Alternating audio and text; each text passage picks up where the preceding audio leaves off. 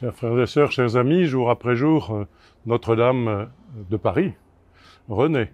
Très bientôt, en décembre 2024, lorsque nous y entrerons à nouveau, elle nous apparaîtra dans toute sa splendeur.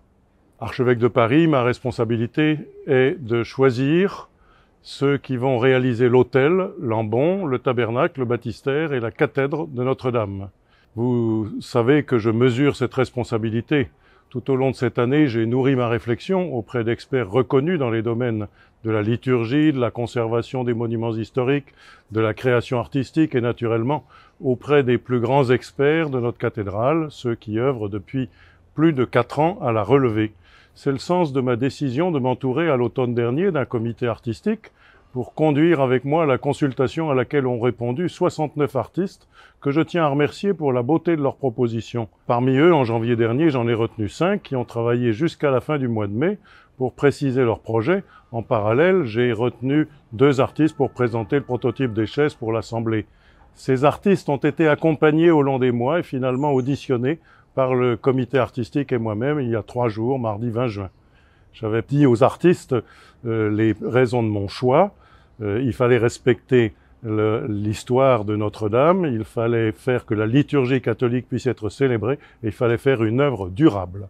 J'avais demandé que soit perceptible la noble simplicité qui se lit dans la liturgie catholique du Concile Vatican II, ainsi que il fallait faire en sorte de rendre présente, de rendre vivante la liturgie et le mystère eucharistique aux fidèles, et en même temps de montrer aux visiteurs ce mystère auquel nous croyons.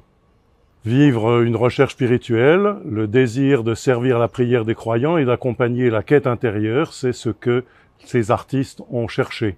C'est un grand et sincère remerciement que je leur adresse personnellement, mais aussi au nom du comité artistique et de l'Église diocésaine tout entière. La richesse des échanges qui ont eu lieu au sein du comité, que je veux remercier, m'a conduit à demander aujourd'hui à Guillaume Bardet de réaliser les 5 éléments principaux du mobilier liturgique. L'ensemble qu'il a construit me paraît présenter des qualités qui se conjuguent bien les unes aux autres et en font un projet cohérent, même si des modifications interviendront pour lui donner encore plus d'unité. Le matériau choisi, le bronze, entre dans un dialogue franc avec l'édifice de pierre, et chaque pièce est immédiatement lisible.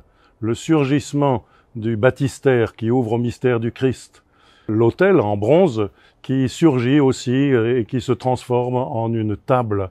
C'est le lieu du sacrifice et le lieu de la table des chrétiens, le lieu de la table vivante où on se nourrit. Ainsi, j'ai choisi Yona Vautrin pour les chaises, de telle sorte que ces chaises montrent qu'il y a toujours une communauté vivante et présente. Je souhaitais aussi que ces chaises laissent voir l'ensemble de ce qui se passe dans la cathédrale. J'ai demandé aussi à Sylvain Dubuisson de réaliser le reliquaire pour la couronne d'épines. Tout cela a été fait et travaillé avec, et se fera avec des compagnons, des artisans et toutes sortes de contributeurs à l'œuvre qui va se dérouler, va se montrer, se révéler. Que le Seigneur bénisse le travail de tous jusqu'à la conclusion en décembre 2024, si tout va bien. Je suis heureux de vous faire dès maintenant participer à la joie que je ressens déjà profondément.